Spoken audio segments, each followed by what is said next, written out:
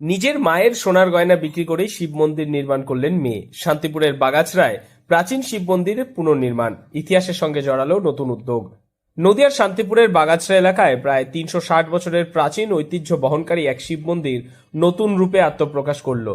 স্থানীয় সূত্রে জানা যায়, একসময় এই অঞ্চলটি ব্রহ্মশাসন নামে পরিচিত ছিল এবং এখানেই প্রথম জগদ্ধাত্রী পুজোর সূচনা হয়। সেই সময় বৃহৎ এলাকা জুড়ে 4টি মন্দির ছিল, যার মধ্যে বর্তমানে একটি মন্দিরের ধ্বংসাবশেষ এখনো টিকে আছে।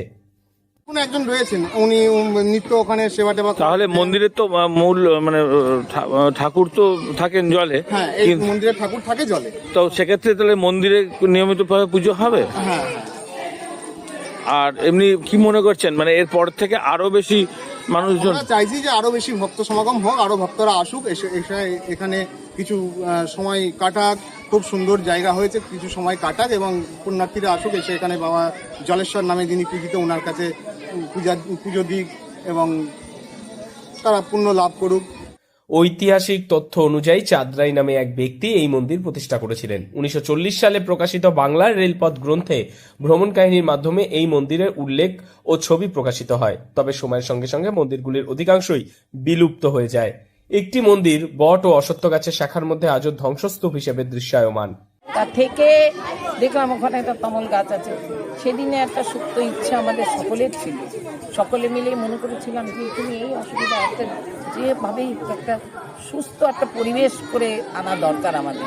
হ্যাঁ, তা সেই দিনে আমরা ওইখানে 4টে ইট আর সিমেন্ট বালি এখান থেকে এনে আমরা বলেছিলাম আজকেই আমরা এখানে একটা মানে ভিত্তি স্থাপন করি। একটা ইট, মানে এমনি রাজনৈতিক কোনো প্রতিশ্রুতি বা কিছু ছিল না? না না, এটা শুধুমাত্র মানবিক। না, এটা মানবিক, এর সঙ্গে রাজনীতি কোনো। না, আমি বলছি অনেক সময় হয়তো দেখা গেল সেরকম কোনো ব্যাপার না। না না না, বললাম তো, গল্পটাই তো বলছি। গ্রামবাসীর মিলে ওই সবাই মিলে দিয়ে দিল যে আমরাই সবাই ওই 4টে ইট এখানে ভিটিটার ওপরে আমরা, দেবুদা আমাদের সিনিয়র লোক, আমরা সবাই মিলে এটা করলাম। তারপরে ধরো স্বাভাবিকভাবে, মানে তখনও জানতেন না এত বড় মন্দির কিভাবে হয়ে যাবে? কিভাবে হয়ে যাবে। আচ্ছা, বাবা করেছে। ঐতিহ্য ও পুনরুজ্জীবনের উদ্যোগ নেন জেলা পরিষদের সদস্যা রিক্তা কুন্ডু। তিনি জানান, ছোটবেলায় তার বাবার কঠিন অসুস্থতার সময় তার মা নিয়মিত শিবের ব্রত ও উপোস করতেন, যার ফলেই তার বাবা সুস্থ হয়ে ওঠেন বলে তাদের বিশ্বাস। সেই থেকেই তারা মনে করেন তার মনে শিব মন্দির নির্মাণের ইচ্ছে জন্মায়। রিক্তা কুন্ডুর মা তাকে কিছু সোনার গহনা উপহার দেন, যা তিনি নিজে ব্যবহার না করে মন্দির পুনর্নির্মাণের কাজে লাগানোর সিদ্ধান্ত নেন। স্থানীয় যুবকদের সহযোগিতায় সম্পূর্ণ অরাজনৈতিকভাবে এই পুনর্নির্মাণের কাজ সম্পন্ন হয়েছে।